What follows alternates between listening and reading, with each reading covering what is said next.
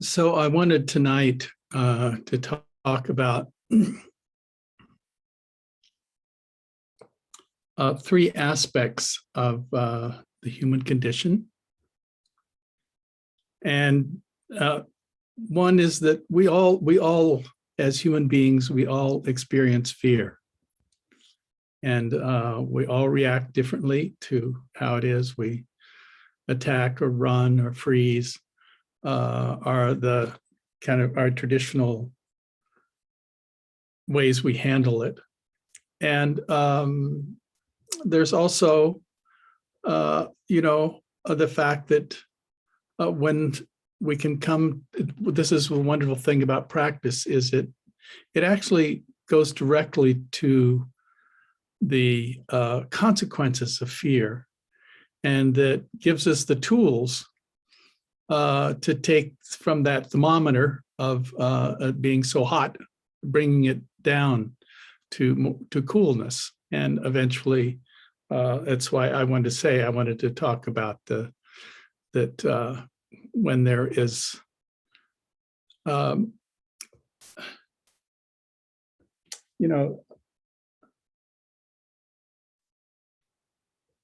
enough, it really is when it's cool enough, then there's a sense of trust. And that trust then, when it's there, can then go to one of the highest states that exists in all of this. And it's a word called contentment,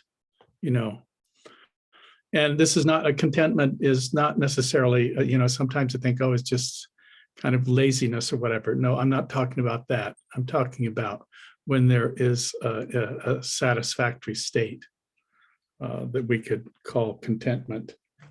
So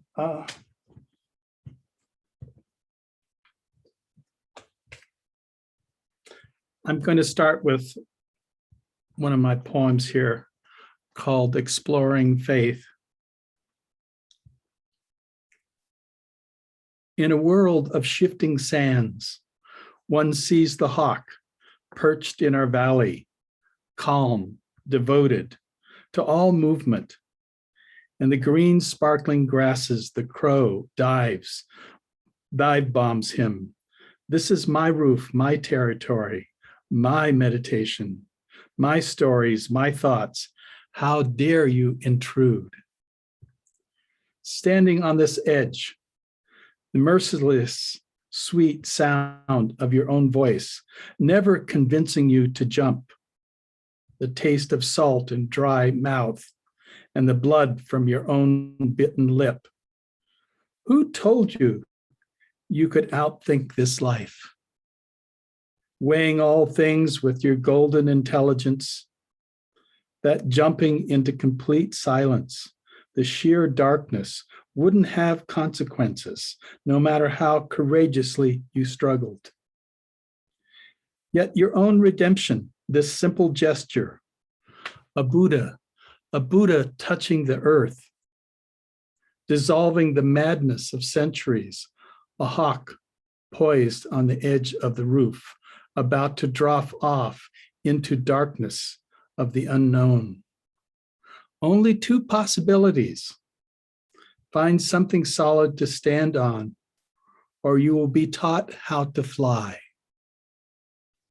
Find something solid to stand on, or you will be taught how to fly. Faith comes in confirmation, like electricity unseen, yet it lights your path.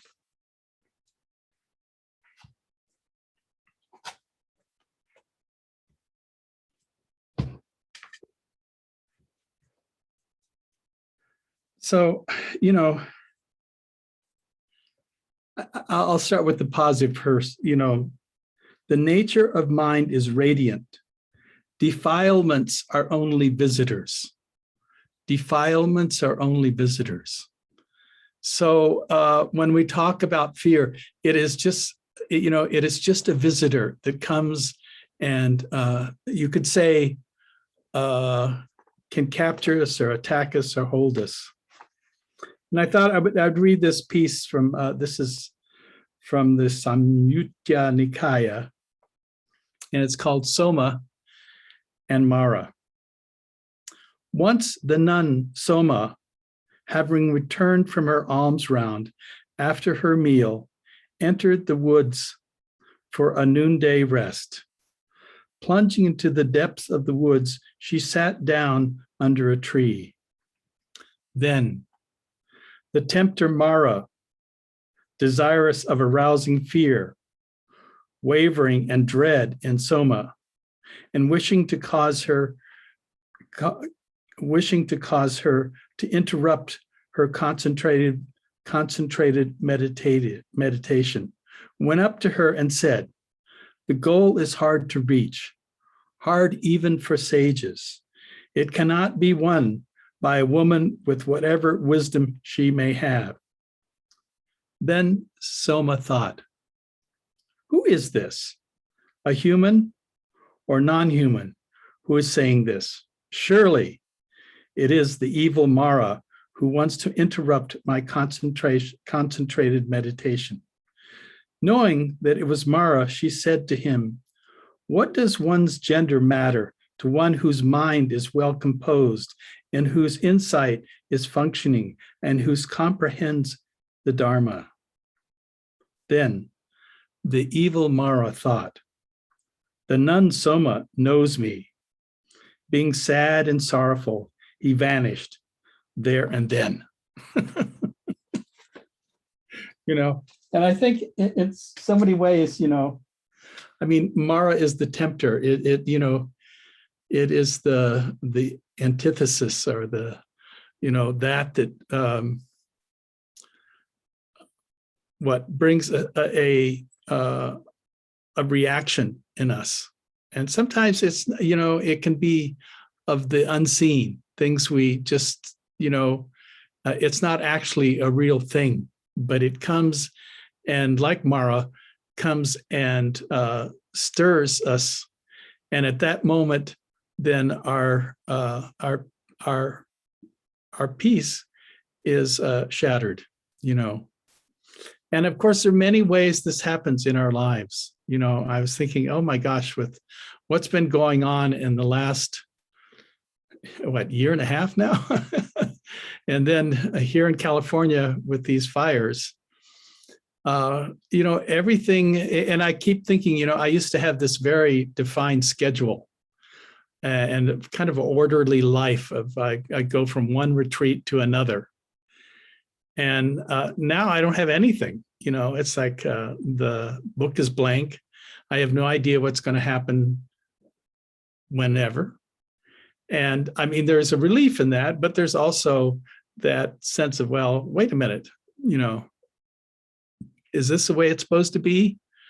But this is the way it is right now, And I know that, I was thinking that people in South Lake Tahoe, they just all had to, I don't know where they go, pack up and, they had to leave their homes.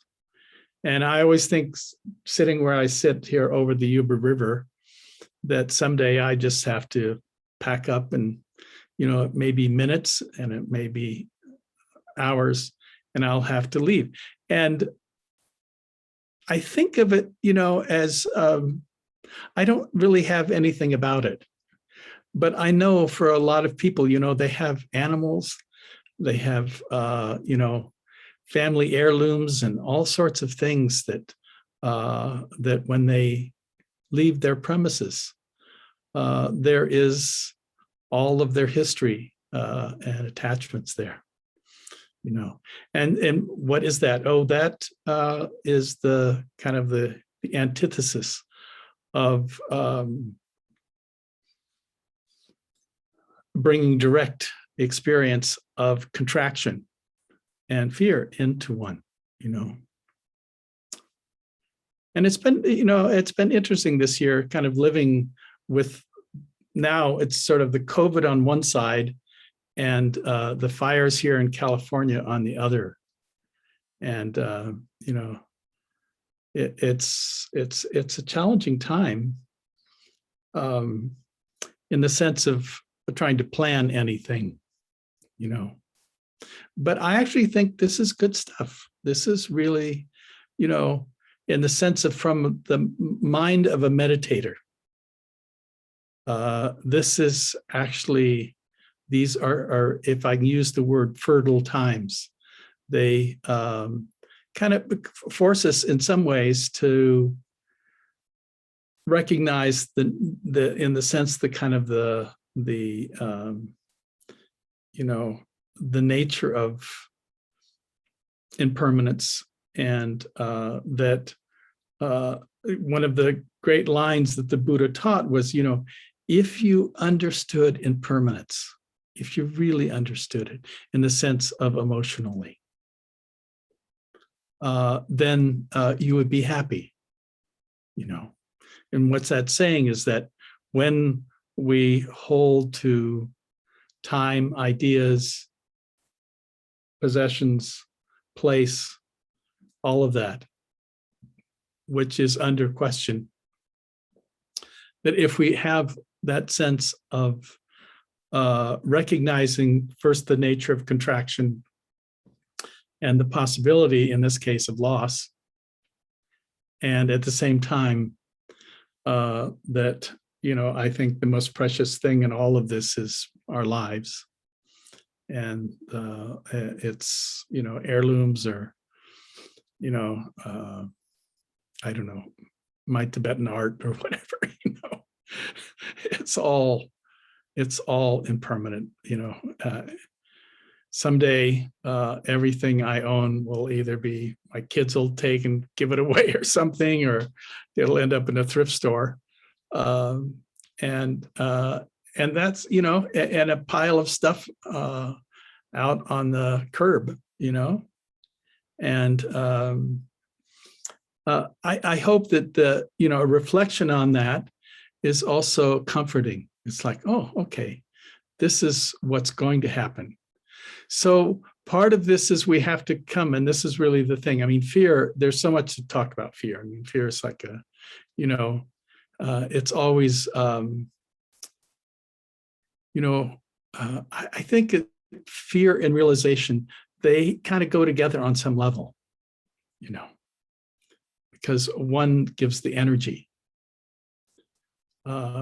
towards awakening, And I hope it's not what's needed, but I know it's also what's there for many people,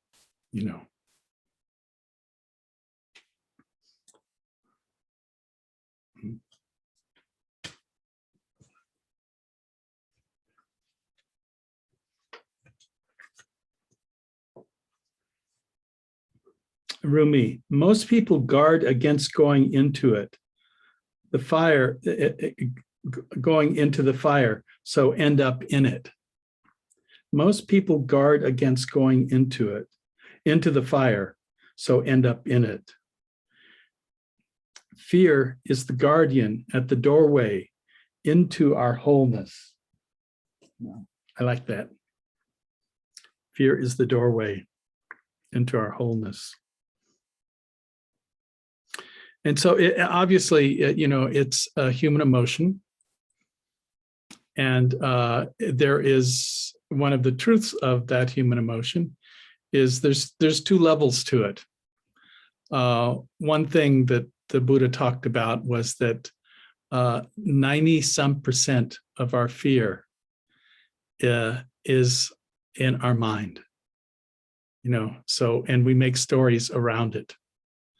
So that's the majority of it, and the Buddha said, I can't deal with that maybe 10%, or maybe it's less than 10% of the actual things when the fire comes, or when the car comes right at you, or, truck or whatever.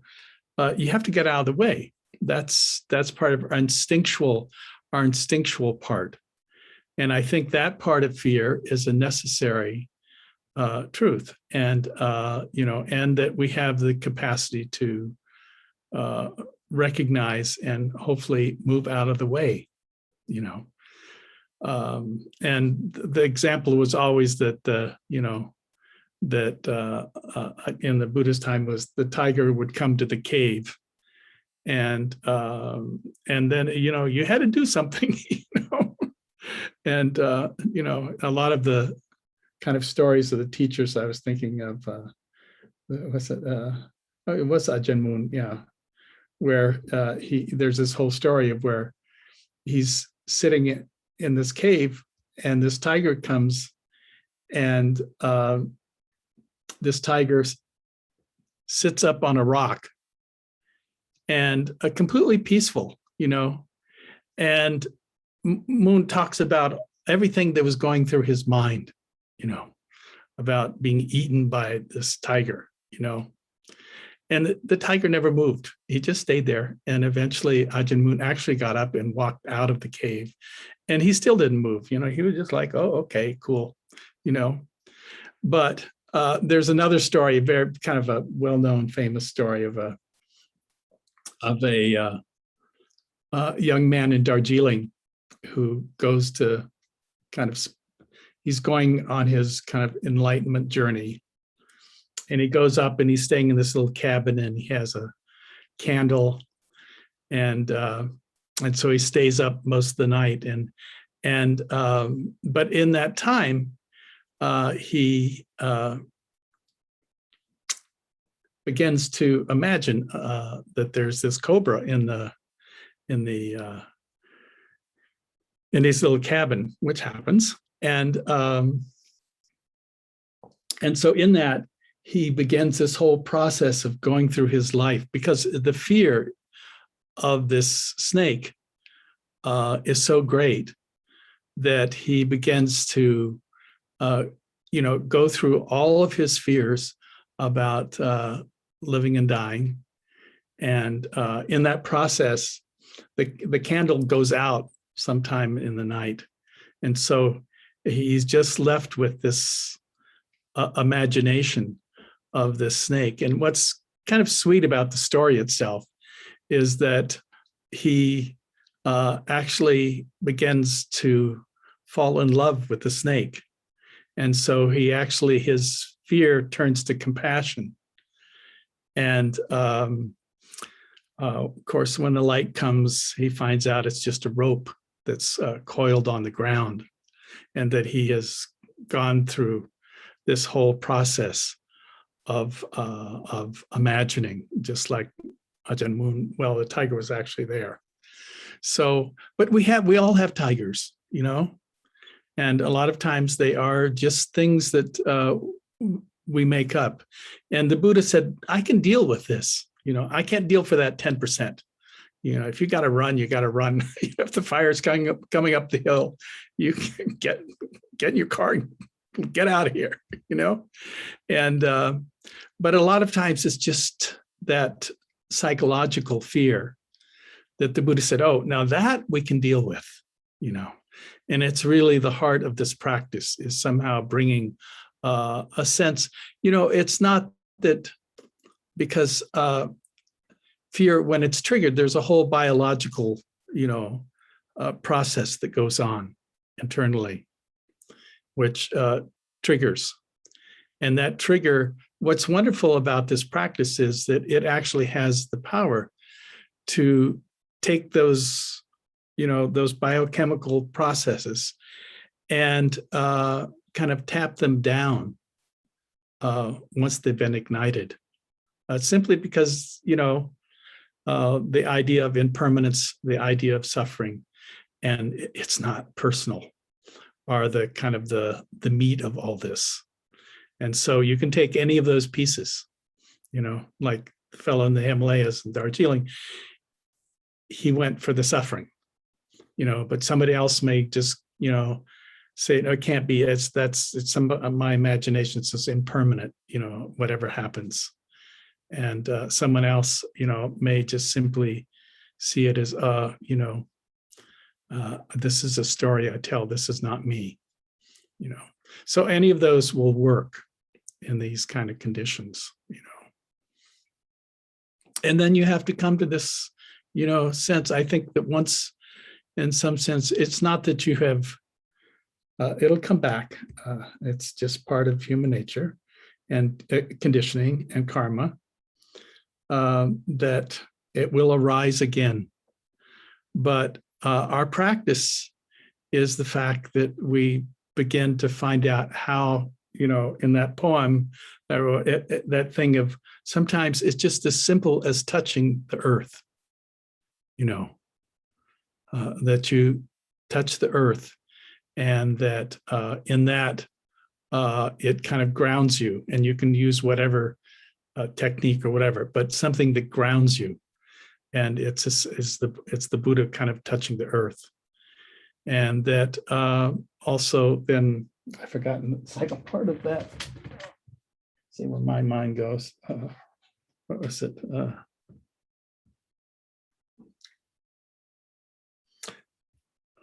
Only two possibilities: finding something solid to stand on, or you will be taught how to fly. I can't give you an answer to that one, but I see that,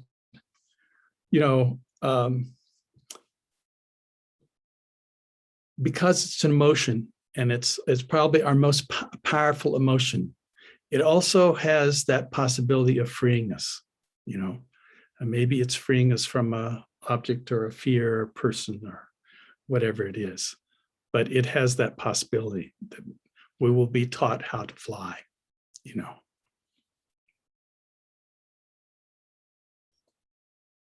So faith is really, once you can ground that emotion into it really is some kind of softening that's there. You can't just, because it's easy, we're very good at dissociating. And this says, oh no, I'm not going to dissociate. I'm going to feel through this and see if I can't feel what is it that's, that's holding things. And that's really, to me, this is where faith comes in, and where the heart actually then, it just is like the man with thinking this cobra was in this little hut with him, that the fear brought him, in a sense, to tears, and opened his heart. And suddenly he had compassion for what he feared. And I think it's a huge teaching right there, that if we can stay with it, that then we can come to a place where that sense of,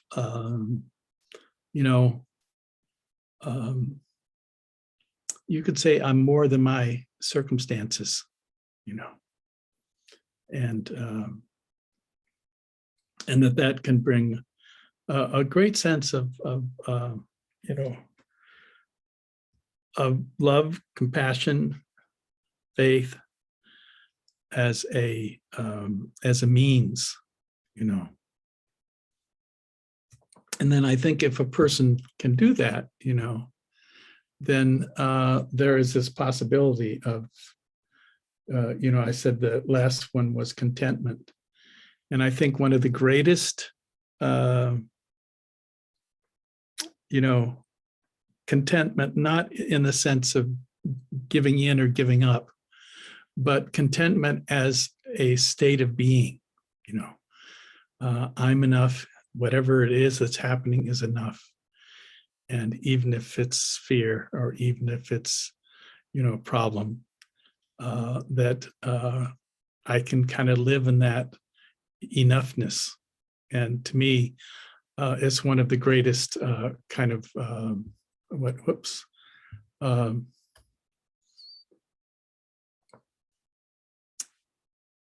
emotions that I can think of is contentment.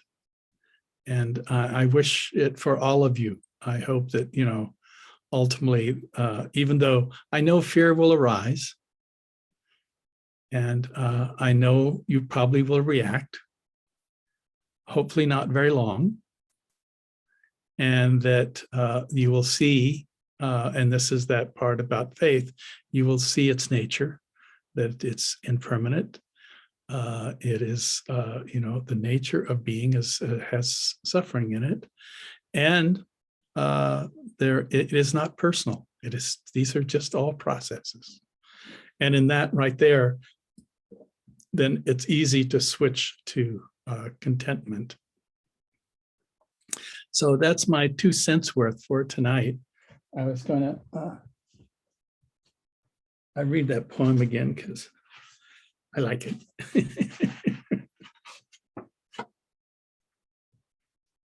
Exploring faith. In a world of shifting sands, one sees the hawk perched in our valley, calm, devoted to all movement.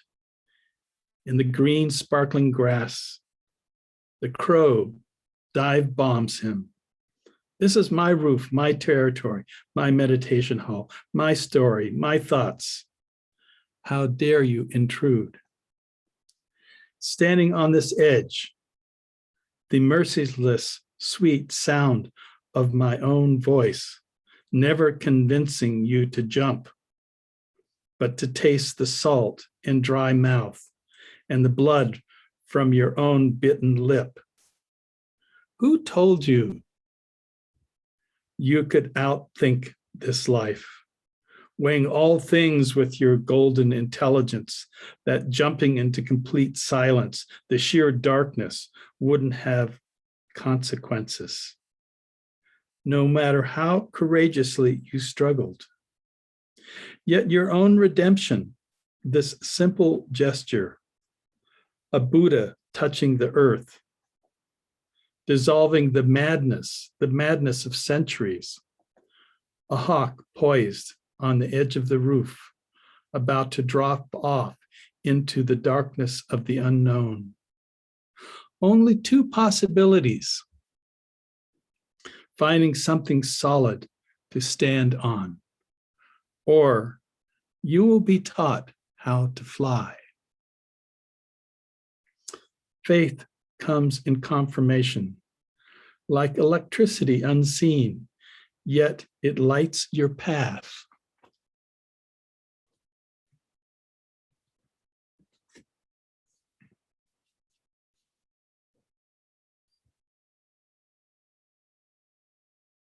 So, questions, comments?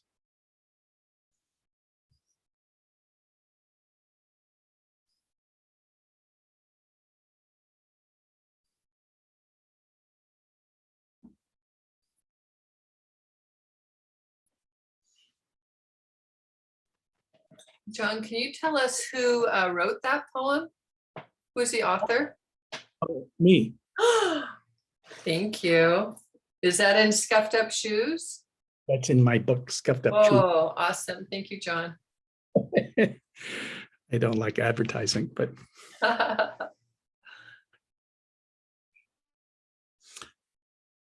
Teacher Travis, it's Gabrielle. yes, Gabrielle. Hi. I was thinking about fear and what tends to drive it for me. And a couple of weeks ago, pardon me, Gil was teaching for a whole week about the 3 poisons, greed, hatred, and delusion. Yeah. And one day he needed a substitute who sat in for him. And he said something that really helped me to deal with fear in a way I had never imagined was possible. He said, if you want to work with these 3 poisons, just recognize that delusion simply offers you all sorts of false promises about what greed and hatred will offer you, or grasping and resistance. And for me, that was just a huge light bulb moment. Right. All these things that I fear that run around in my head, a lot of that just has to do with this delusion that somehow grasping and resistance are going to serve me. That's great, Gabrielle, because that's what it is. It's like, in a sense, we're servants to our own greed and dislike or fear, hatred. They're all kind of mixed in there. and we have a choice, you know. And none of it's personal. It's just these are just processes that are, you know, and sometimes I think of it as like a crystal that, because delusion is always, you know, it's always being fooled by what's actually going on, you know. And we seem to just, you know, be caught by it again and again. So good, that's great. Good insight, you know. Thank you.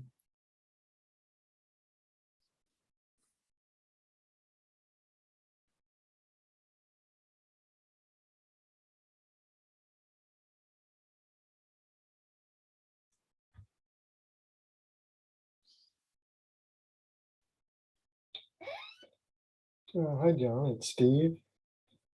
Hi, Steve. Hello. I was just going to say it also, one other thing that came up for me was to the degree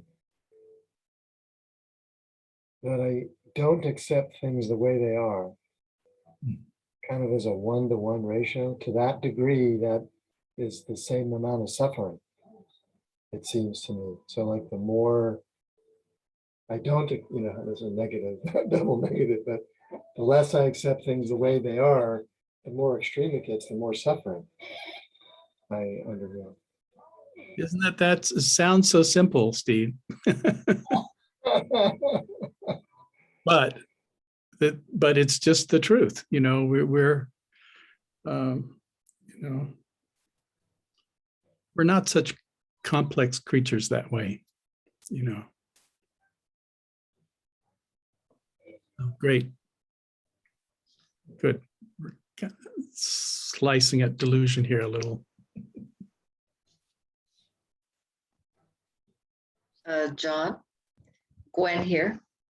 Yes, Gwen. I I was really touched when you talked about how you yourself might have to leave and all your possessions would burn up, or one day your kids would give them all away, or they'd be on the curb or at some thrift store. And I realized that for me, a lot of fear of the fire is about my attachment to my belongings and my home and all that. And I wonder if you could just talk a little bit more about, well, you know, I've heard it said that you can be happy as a Buddhist monk with nothing more than your begging bowl, right? You're not attached. And if you could just talk a little bit more about that, I found that really helpful. Well, first of all, I think I can say this: everyone is attached. You know, it's part of, kind of goes with the territory, you know. And hopefully, you know, your letting go is gentle. But I can't say that's actually what's going to happen. You know, it's like I had both my stepmom and my grandfather, they died in their sleep. And I always go, yes, that's for me. But you look at the percentage of people that die in their sleep, and it's not such a high dose, you know. So we're all going to have to go through a process here. And, you know, along the way, that in some ways, I hope that we can teach each other how, in little ways, to let go of our possessiveness, you know. I mean, we are possessive creatures, you know, that's just seems to be our nature. You know, we want to go dig a hole and put our gold in it or something, you know, or that perfect, whatever it is, you know. So in a way, these times right now are really, I think, so at least around here with the fires and everything,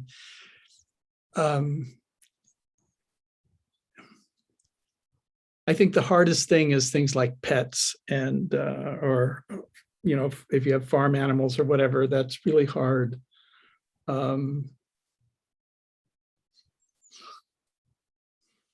And I don't know, some years ago, I realized, I was right above the Yuba Canyon there, and that there was a fire down there. I don't know, maybe 10 days ago or something like that started, and they got it out. But, I know I'm not fooled, and yet at the same time, I see my possessiveness. So, I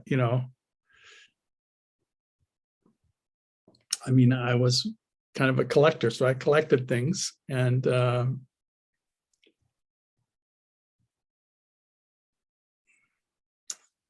I should just give it all away. That's really what I should do, but I don't want to do that. I enjoy it. I enjoy looking at it, so it's okay. But yeah, I wish I had I could say something really insightful about it, except for the most I can say is that, if you can find a way,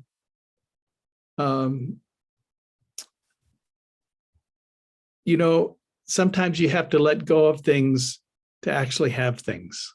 Does that make sense to you? So there's a psychological letting go that happens. And then you can, in some ways, maybe live with them. But without that, then you're caught in attachment for them. And attachment, in any way you look at it, is suffering, and you can talk your way 1,000 miles around it, but it's still, there's suffering there,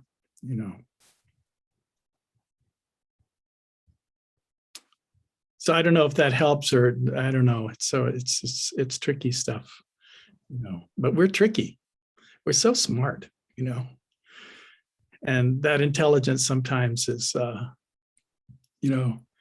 just more maneuvering sometimes around. If I go back to kind of Gill's greed, hatred, and delusion, the delusion is that, oh, I'm not greedy. Oh, I'm not angry, and yet the truth of it, So anyway, I hope that helps. I don't know. I don't know what to say. Well, there's a lot to it. Excuse me? I was just going to say that, well, there's a lot to it. There's a lot of material there to work with. Slightly, yes. Yeah. Thank you. It's different. One thing that's lovely about the monastic life, yes, you have, 227 kind of house rules, but they're all there to protect you from greed, hatred, and delusion. Doesn't mean you don't have them. It simply means that, you're kept away from it, So that's good, but we're in a totally different way we have to learn this, boots on the ground or whatever. Hey, John, Yeah. it's Marie. Hi, Marie. I just, with what Gwen was asking about, just triggered this thought of, because the subject has come up in my line of work recently about the difference between experiencing the shock of losing someone versus the process. If someone's going through a process in their death, it offers the family and friends time to let go, say goodbye. And then I was just thinking when I was listening to you and Gwen that in a way, these threats of the fires is kind of offering us that, to look at our stuff and possessions, and it's sort of allowing us, I think, the process of, okay, hello, I've enjoyed you, and I may have to let you go, and it kind of is offering us the fact that we're even discussing it, is like a way of the process. Exactly. We're all, at least here, we're dealing with this because this is the teaching we have right now as a culture, at least in this area, But every area, you could be in floods right now too. So I think maybe, in some ways I could say it, at least it feels like this last year and a half, that the earth is trying to tell us something,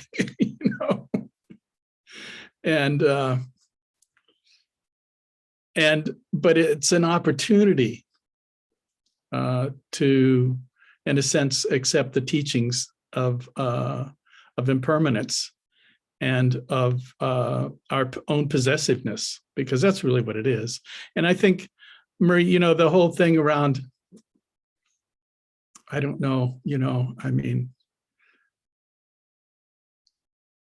there's a difference between, I understand this of, like my mother, when I was 19 or whatever, died in a car accident.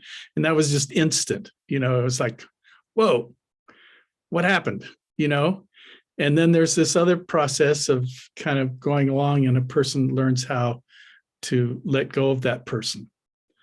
So in some ways, I hope our life is that we're all learning somehow to get that and learn that we need to teach ourselves that there is this letting go going on. And, you're all going to die. And which is just the way it is. And I know you don't want to know it, but it's just the truth.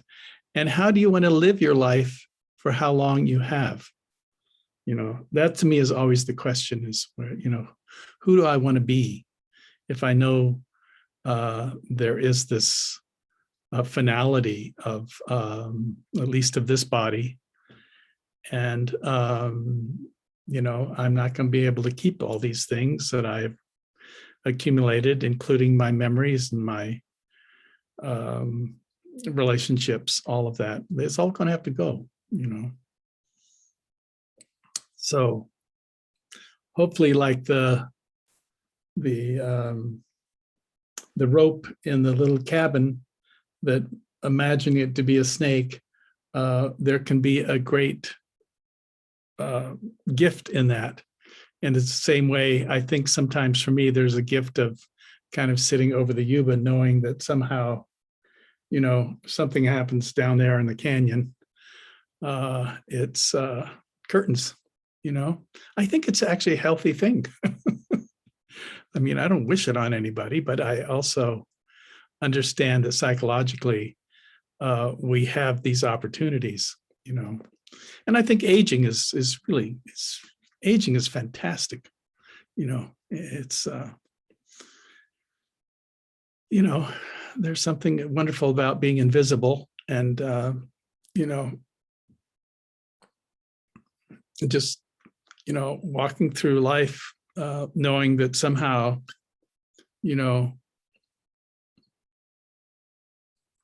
you're just a sojourner here,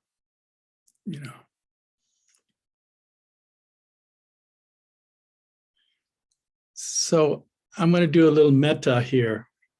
And so just take a moment, just kind of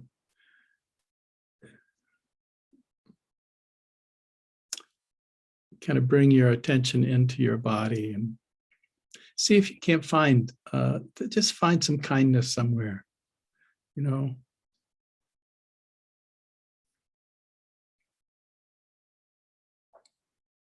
Maybe it's for the possessiveness, or the greed, or just the great delusion that we're in.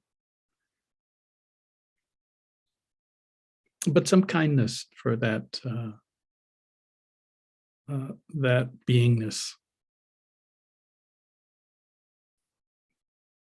And then just turning it around on yourself and your body,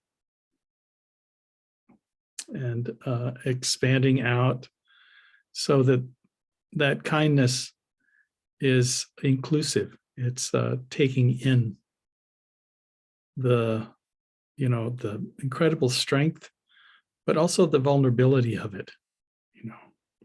You just don't know.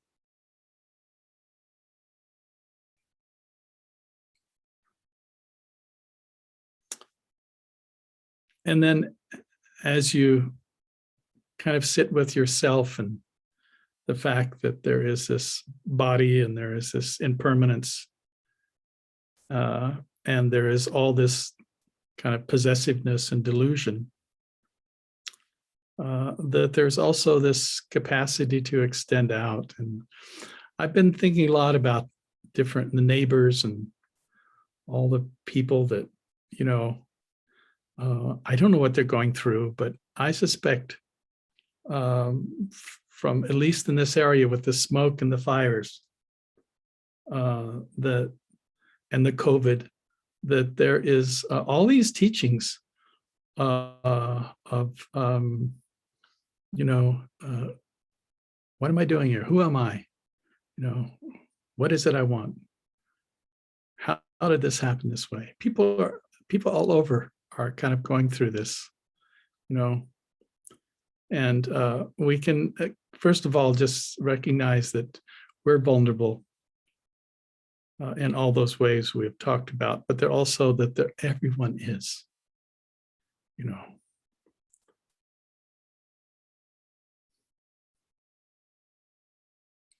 So just to acknowledge the community and the fact that, all communities are subject to different,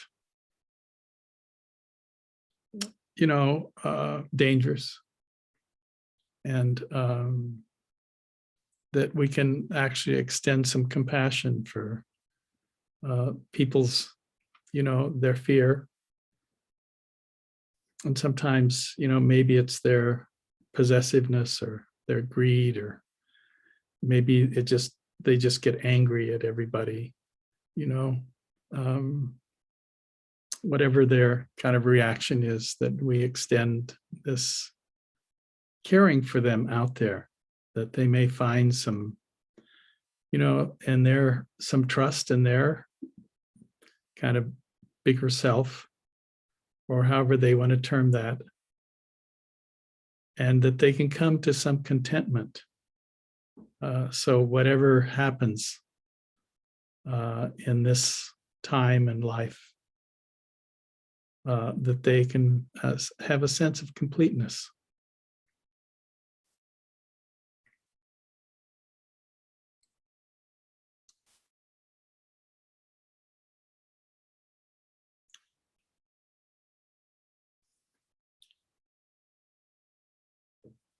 And simply, that those phrases I use, may I live with an open heart.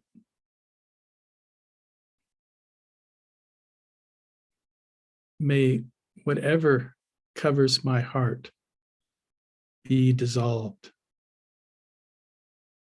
My wish for beings everywhere, that they may awaken, be free of fear, and find a sense of faith and contentment in their hopefully stable and long lives.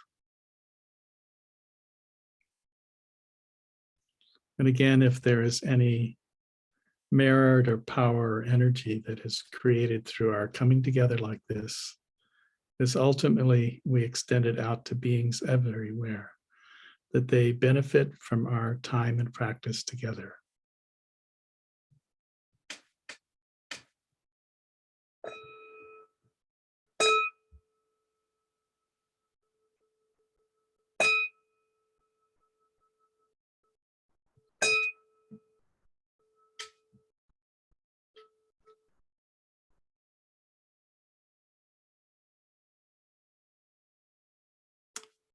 May you stay safe.